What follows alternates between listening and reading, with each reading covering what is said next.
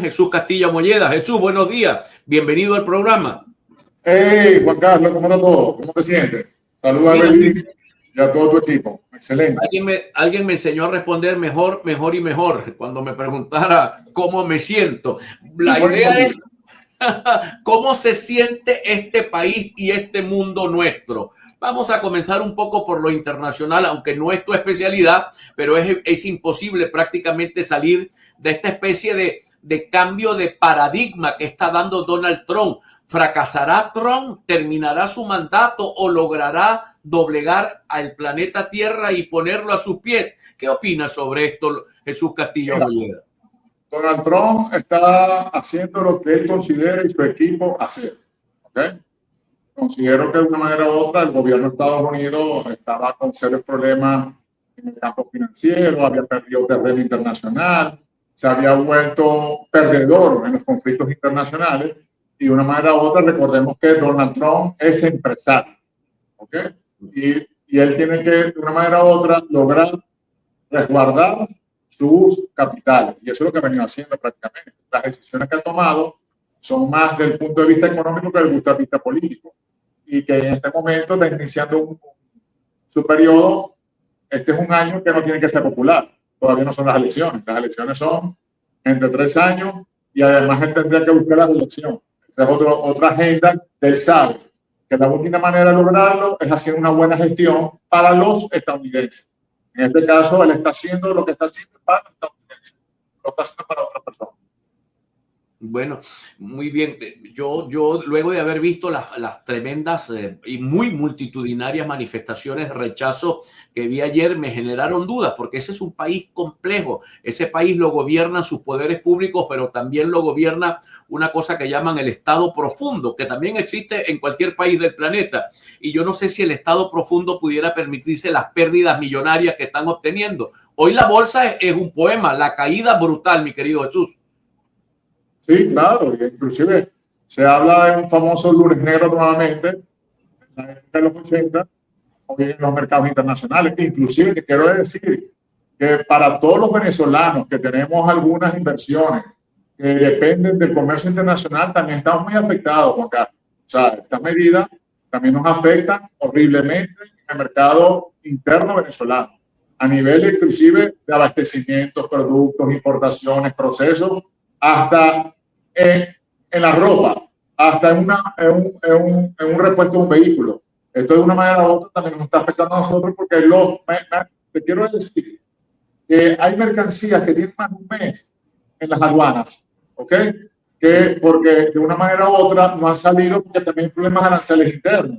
Entonces imagínate el producto final, ¿cuánto va a costarle al consumidor? Y cómo va a ser la competencia interna en el mercado también venezolano. Así que todo está afectando a nivel internacional. Sin embargo, la pregunta que me hiciste es, ¿terminará Trump la presidencia? Bueno, está iniciando un proceso. Yo creo que Trump no es muy improvisado. Creo que Trump, de una manera u otra, sabe más de economía que de política, sin ninguna duda. Entremos a Venezuela, abramos la puerta de este país y aterricemos en Maiquetía o en Caujarito o en algún aeropuerto. ¿Cómo ves la situación interna de Venezuela?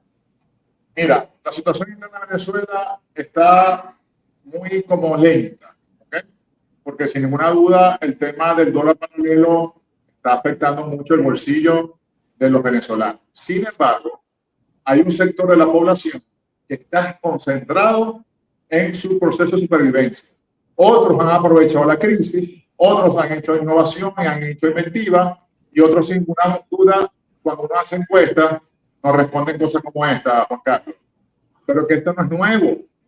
¿Cuánto tiempo tenemos en incertidumbre? ¿Cuánto tiempo tenemos en crisis? ¿Cuánto tiempo tenemos con el país como está? ¿Okay? Entonces, cuando le preguntamos a las personas cómo ve el país, cómo siente el país, la pregunta te lo viene repitiéndose en los últimos 11 meses la misma respuesta. Como esté la persona, es la respuesta. Si para ese momento el encuestado está viviendo una situación estable, dice que el país está bien. Si el encuestado está viviendo una situación compleja, dice que el país está más o menos. Y si lo está pasando difícil, dice que el país está mal. ¿Ok? Pero de una manera u otra, nuestra economía es una economía en contraste. Mientras uno busca alimentos escabullando, otros botan los alimentos, en el buen sentido de la palabra. Sin embargo, cierro este comentario. El 10% del país económico le genera empleo al 30% del país. Otro 10% sigue viviendo de lo que le envía alguien de afuera. Un 5% recibe prácticamente los bonos del Estado.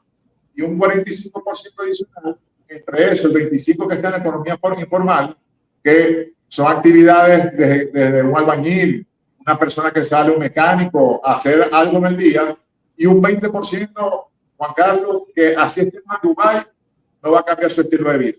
No hay manera de poder que esa gente salga a mejores condiciones de vida. Están incrustados en una crisis.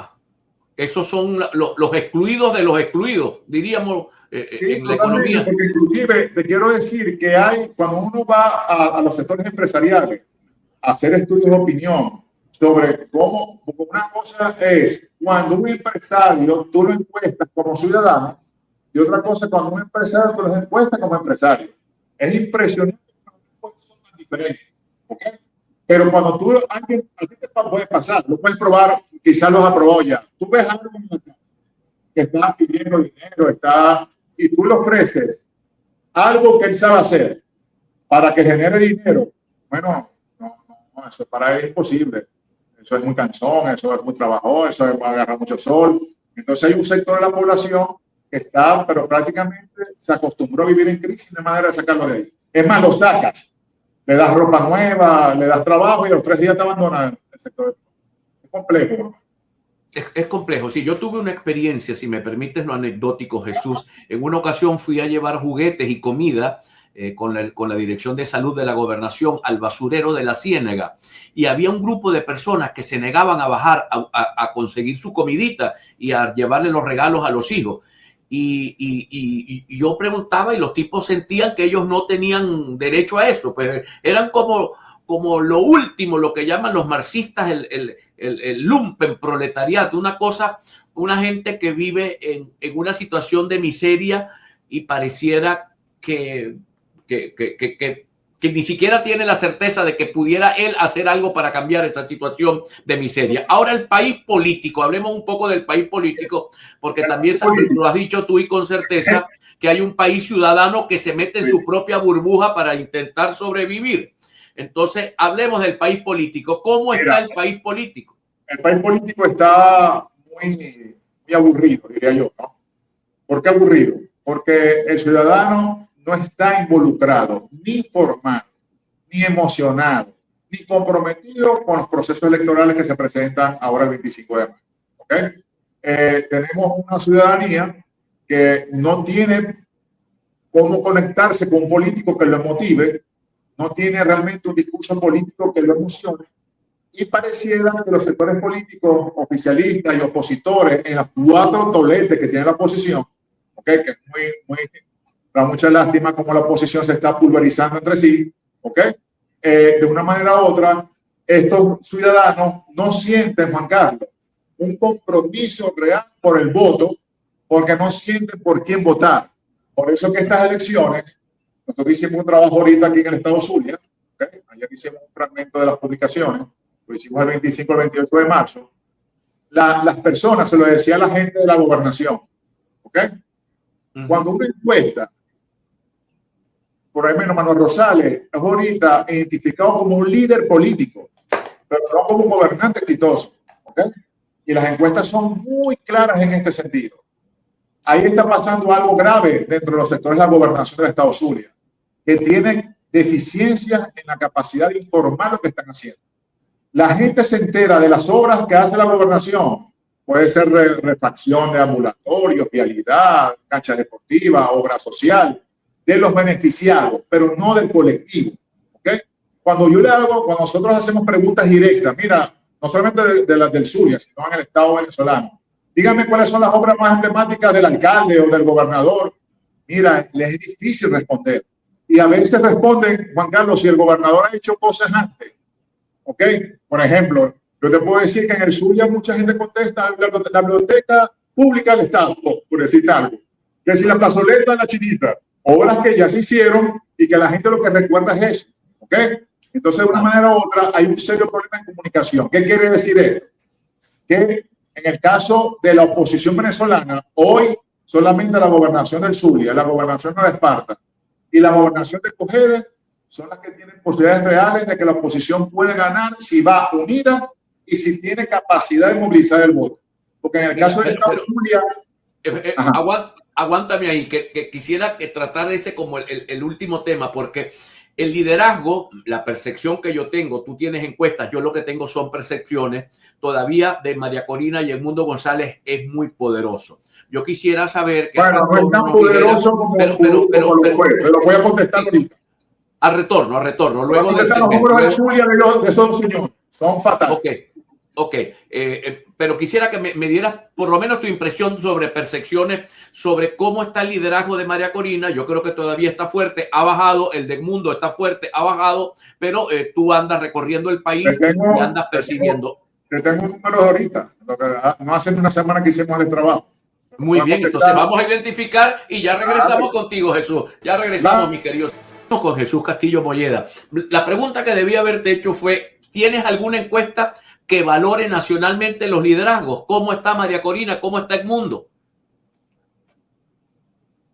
Adelante, Jesús. Entra. No entra. Ahora sí, te escuchamos.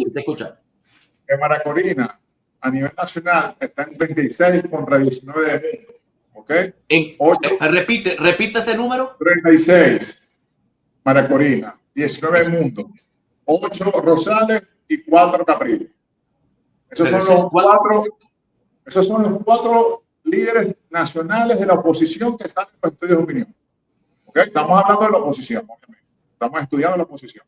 Pero esa es una caída brutal, ¿eh? Y va a seguir cayendo. Y después de Semana Santa va a seguir cayendo. Y cuando las elecciones se hagan, va a seguir cayendo. El evento, la brecha del 28 de julio al 10 de enero, María Corina iba así, ¿ok?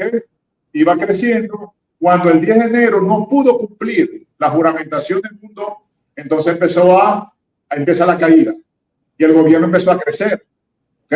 Y llegó obviamente a un cruce porque ya el gobierno estaba en el poder. Entonces cada día la esperanza de que el mundo se pudiera juramentar, cada día era menor la esperanza, como cada día obviamente eso se reduce. Por eso que la brecha entre María Corina y el mundo es muy grande. El mundo viene en caída libre y el mundo ni siquiera es referencia para la gente de Venezuela. Y María Corina, lamentablemente, se empezó a decir cosas que no cumplió y eso desgasta a Juan Carlos. Entonces, cuando hubo la elección del 25 de mayo, gobernadores y diputados nacionales y regionales, ahí seguramente la brecha va a seguir para abajo porque ya hubo otro evento electoral. Y aunque el discurso de la oposición de algunos sectores, es decir, no pasa en la página 28 de julio, pero eso es un discurso. Eso ya la gente en las encuestas, eso ya se está superando. Ahora, hay dos países, estamos hablando de Venezuela, dos países, un país en el exterior y un país dentro del territorio patrio. Que no sé si evidentemente no tendrás una encuesta, pero yo siento que María Corina conserva un alto porcentaje de apoyo en el exterior. Solo tengo el dato que tú estás dando a lo interno de Venezuela. Sí, pero te lo estoy diciendo, o sea, estamos debatiendo sobre el tema, yo tengo números, tú tienes percepción. Ajá. Son dos cosas diferentes. ¿Ok? En este caso, bueno, que María Corina haga política en el exterior, pero también la política en el exterior se está desgastando. Imagínate que hasta la declaración de Petro del día de ayer no fue ni noticia. ¿Okay? No fue ni noticia. ¿Okay? Ya ese tema que si reconozco o no reconozco, ya el país anda en otro... Tú iniciaste este programa hablándome de Trump, imagínate, hablándome de la economía mundial. Ahorita el mundo anda en otras cosas, Juan Carlos. El tema venezolano es para los venezolanos. Y por eso que hay que nacionalizar el conflicto. Ya el conflicto no se puede ir al exterior. Hay que estar aquí. Hay que estar ahora, aquí. Rosales 8%, Capriles nacional. Ajá, no eso región. En el sur tiene 43%, en el sur tiene 43%. Sí, claro. En el sur él supera a María Corina en el sur. Ajá. Porque María Corina en el sur tiene menos porcentaje. Ese porcentaje de María Corina la salva. Ajá. En la parte de la Gran Caracas, ¿okay? Los municipios de los 5 municipios capitalinos, que son, y la salva un poquito los Andes venezolanos. Pero en el Zulia, María Corina tiene menos puntos. O sea, María Corina ha caído con respecto a Rosales en el Zulia. Sí, claro, porque María Corina tiene 31% en el Zulia, o sea, 43% de Rosales. ¿Okay? Muy bien. Ya vamos a hablar de eso porque el Zulia nos vamos a detener allí porque es donde estamos en este momento. Pero, por ejemplo, Capriles, entiendo que está habilitado para participar en la elección. Entiendo que su escenario natural es el estado Miranda. ¿Cómo aparece Capriles en Miranda? Si aspiraría a ser candidato a alcalde a gobernador por Miranda. Muy bajo. En Miranda es que es la media nacional, 4%. Si me voy al estado Miranda, que no le he medido a Capriles como a Capriles Miranda, no debe estar mayor de 7-8% de Miranda. Y eso tiene una lógica. Eso tiene una lógica. Él no hizo más política en Miranda. Él no visitó más barriadas en Miranda. Imagínate que la evolución, Juan Carlos, cuando tú vas encuestando, ya hay personas que no participaron en el proceso electoral pasado. Hay personas que ya pasan los 18 años. Hay jóvenes que no entienden la política, que no saben qué está pasando. Andan viendo cómo sobrevive. Y lo otro es que los actores políticos ya están muy desgastados. ¿Okay? Y en Venezuela la política se hizo cíclica y predecible. Pueden pasar las cosas iguales. Entonces hay un desgaste natural, Juan Carlos, de estos días. Muy bien. Ahora, lo que yo sí observo es que la gente que apoya a María Corina es mucho más activa en redes sociales que el resto de la gente. Ahora vengamos al Zulia. Bueno, me has dicho que 3 estados están probablemente con posibilidades de que los gobernadores ganen. Me dice que vamos a comerciales, por lo tanto esto me lo vas a responder al retorno, pero quiero que me hables un poco del Zulia, de la situación Rosales contra Luis Caldera. Luis Caldera, y quisiera saber tu percepción sobre por qué Caldera y no Arias Cárdenas. ¿Por qué decidió de ese modo? Eso es muy fácil. Me hiciste un examen muy fácil. Voy a sacar 20. Eso me lo respondes en un momento, apreciado Jesús Castillo. Vamos a identificar, ya retornamos con todos ustedes. Jesús, hablemos del Zulia. Vamos a acercarnos acá a este estado que es complejo. ¿Por qué Luis Caldera para el PSV? Entiendo que el más postulado fue Arias Cárdenas. Yo no tengo la certeza. Son cosas que me llegan a través de la fuente. ¿Qué dice tu opinión, tu información? Cuando se mide el Zulia, entre los candidatos que estaban, que era Reverol, que era Luis Caldera, que era inclusive se había nombrado Jacqueline Faría, se hablaba de Luis Caldera, el que tenía mayor nivel de aceptación era Arias Cárdenas, pero es porque Arias, por supuesto, había sido gobernador del Zulia, tenía mayor referencia, y de una manera u otra, él venía de ejercer sus funciones en la Embajada de México. Lamentablemente, el hecho que ocurrió con los funcionarios muy cercanos a él, eso prácticamente lo sacó del juego. ¿Okay? Eso realmente fue lo que lo sacó del juego. ¿Okay? ¿Lo sacó del juego con respecto a la cúpula o con respecto a las bases del PSV en el Zulia? No, lo sacó del juego de ser un candidato. Okay. No puede ser candidato una persona que ahorita tenga funcionarios, donde él fue embajador, que están ahorita cumpliendo procesos legales. ¿Okay? Y eso debe ser preocupante para el entorno de las Cárdenas porque cualquier cosa puede ocurrir. Reverol seguramente no era más pesudista en cuanto a las bases que Luis Caldera. Y Jacqueline era muy importante. Entonces, en este caso hay que reconocer que Luis Caldera es una persona reconocida en su liderazgo en la gira, pero es reconocida dentro del PSV. Ha cumplido muchas funciones dentro de la asociación de alcaldes, consejos de gobierno. Ha estado muy leal al PSV durante muchos años y obviamente ha sido alcalde durante muchos años también. Entonces, la lealtad de Luis Caldera fue uno de los indicadores más importantes, y dentro del PSV reconocen a Luis Caldera como PSVista.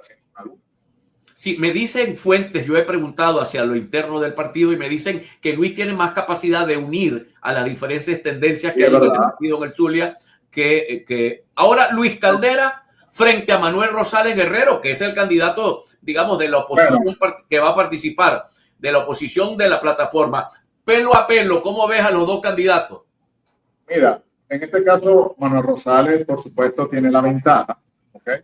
Evidentemente, al encuestar el Zulia, fue una encuesta que se hizo el 25 al 28 de marzo, Manuel Rosales tiene 43% de niveles de aceptación, ¿okay?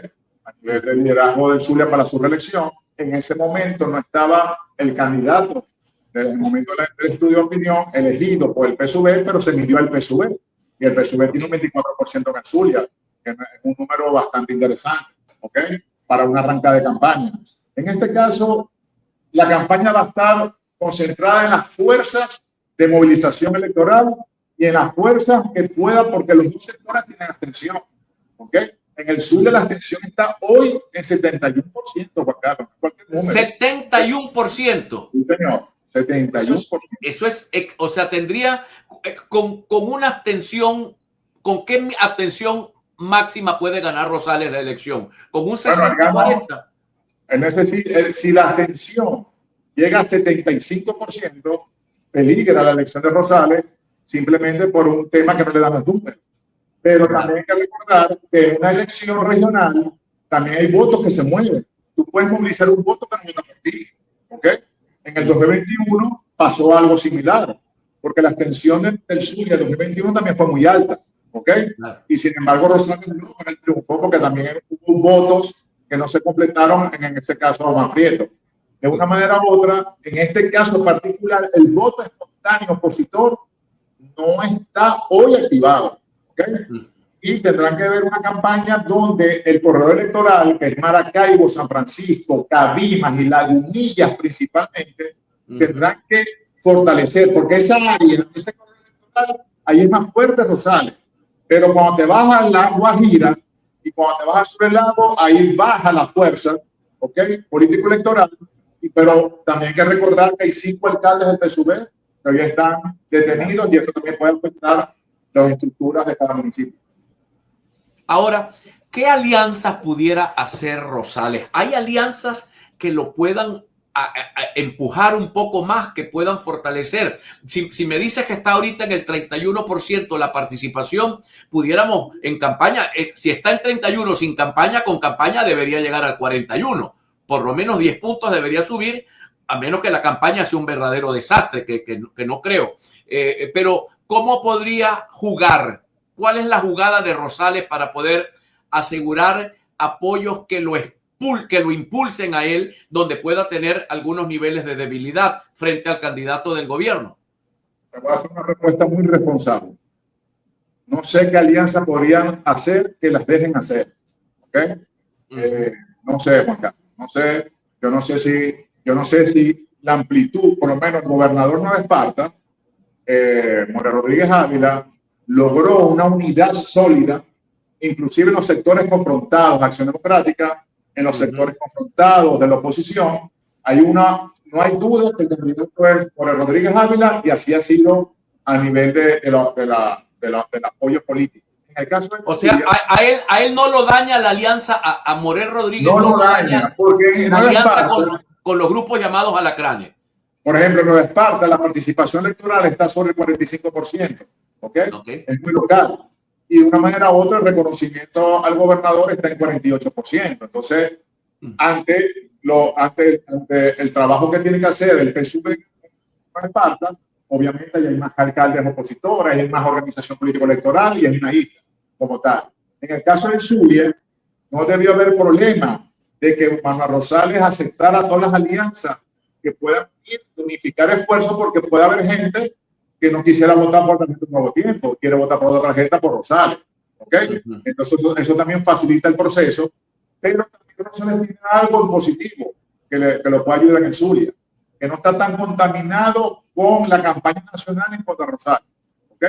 Entonces de una manera u otra, en el Zulia Rosales necesita principalmente un nuevo tiempo, debe depender principalmente de un nuevo tiempo, y la única manera que un nuevo tiempo no sea es que le anule la tarjeta. ¿Okay? Claro. Es la única manera, pero de referencia, un nuevo tiempo es la principal con todo lo que se puedan pegar. Pero hoy el elector más fuerte del Zulia para la oposición sigue siendo Manuel Rosales y el partido más organizado es un nuevo tiempo. Eso no, o sea, estamos hablando de una elección maquinaria versus maquinaria. Sí, señor, sin duda. Y el PSUV con Luis Cañera Sí te puedo asegurar que el PSUV va a estar más organizado que con otro candidato que tuviéramos ahorita. Va a estar más organizado que cuando si hubiera sido alguien, por decirte algo. Tiene que ver el PSUV. ¿Ok? Y de una manera u otra, Rosales por supuesto, necesita ir a la elección porque depende del triunfo de Rosales, va a depender del triunfo de los alcaldes futuros del sur. Claro. Porque si Rosales pierde, te voy a decir una vez que se despidan, la mayoría de los alcaldes del sur no van a poder ganar solo. No van a poder ganar. Sí, recuerdo en aquel momento que solo se ganaron 2 alcaldías, por allá creo que la de Sucre y la de Santa Rita. Y además que en la encuesta también está clara, en la encuesta de Maracaibo y San Francisco, los alcaldes tienen serios problemas de reconocimiento. Los alcaldes del de Maracaibo y del de San Francisco. En Maracaibo, por ejemplo, en Maracaibo, Rafael Ramírez sigue siendo el principal elector, 21%. Se midió también el PSUV en Maracaibo porque estos liderazgos locales van a hacer fuerza en las campañas regionales. Entonces, en este caso, el segundo voto salió Luli Casanova, con 14%. Luego sale a Romero con 0.9%, y entre otros sale un 0.7%, una variedad que hay ahí entre actores más opositores que oficialistas. ¿Okay? Pero en el caso de San Francisco, el alcalde actual salió con 26%, contra el 14% más prieto. ¿Okay? Entonces, de una manera u otra, las gestiones locales también están pasando problemas. No quiero pasar el puente porque obviamente hay serios problemas también para la Costa Renta del Lago. Y si vamos para el sur del lago, bueno, también es complejo, sobre todo con lo que está pasando hoy con los alcaldes opositores oficialistas que no están en sus posiciones de mano. Entonces, ahora, la respuesta, lo que te quiero decir es que los alcaldes de la oposición tienen que hacer una campaña muy fuerte para ayudar a Rosales, porque es su supervivencia. Si Rosales gana, las posibilidades que ellos ganen va a ser alta. Si Rosales pierde, las posibilidades que ellos pierdan son muy altas también. Ahora, el horizonte venezolano ya como pregunta final. ¿Cómo ves a Venezuela? ¿Coincide con el secretario de Estado Marco Rubio que dice que ni en Cuba ni en Venezuela en el año 2025 van a hacer cambios significativos? ¿Y coincide con Marco Rubio cuando dice que la salida pudiera ser una repetición de elecciones? ¿O tienes diferencia con Marco Rubio con esas dos apreciaciones? Mira, Marco Rubio está muy desinformado de lo que está pasando en Venezuela, sin ninguna duda. Está informado de la Venezuela que tú dices que está en el exterior, pero la que está aquí está desinformado. Segundo, yo siento el poder político del gobierno muy controlado. O sea, yo siento el gobierno nacional que ha logrado tener control de las instituciones y que obviamente está ahorita un proceso electoral que también tiene, como te digo, los dos sectores tienen atención. Es obvio en el proceso que está. Sin embargo, en este momento no siento que va a haber cambio político, no va a haber. No lo siento ni a corto ni a mediano plazo. ¿Ok? Y todo va a depender de lo que ocurra en las elecciones. Vamos a ver cuántos diputados le queda a cada quien, cuántos alcaldes, cuántos gobernadores. Y ahí esa pregunta sería buena analizarla en diciembre de este año. Mira, una pregunta final. ¿Habrá que reconstruir? Esta pregunta, Caleca, te voy a colocar cómo me respondió. Yo le hice una pregunta a Caleca y Caleca me dijo que hay que construir un nuevo centro político en Venezuela. Un nuevo centro donde gravite la política opositora. ¿Qué opinas tú ya finalmente sobre esa opinión de Andrés Caleca? Mira, Caleca siempre ha tenido esa conceptualización. Sin embargo, él mismo está confundido, porque a veces de acá, a veces para allá, en la misma posición. ¿Okay? Sin embargo, en este caso particular, la oposición venezolana lo que necesita es entender que hay una sola oposición. Y mientras no entiendan que son varias oposiciones las que están dentro de la misma oposición, entonces obviamente Juan Carlos no va a surgir. Y obviamente, y digo obviamente porque está claro que mientras tú ataques a un opositor entre todos, ahí no va a haber unificación de fuerzas. ¿Ok? ¿Cómo capitalizas las fuerzas políticas de un solo sector si entre el mismo están confrontados permanentemente? ¿Ok? Y hay que entender que la oposición tiene líderes regionales. Por ejemplo, estos dos líderes que te dije ahorita, Esparta y Zulia, son líderes regionales, no son fuerzas nacionales. O sea, en pocas palabras, la oposición está sectorizada en regiones y en municipios, no en el país como tal. Ya, bueno, Jesús, ha sido un placer. Saludos a la familia, que todo esté muy bien. Claro la actividad económica tuya no se ve afectada por este tema de los aranceles. Un fuerte abrazo para ti, Jesús Castillo. Muchísimas gracias. Hasta luego, muchas gracias. Evelyn Castro.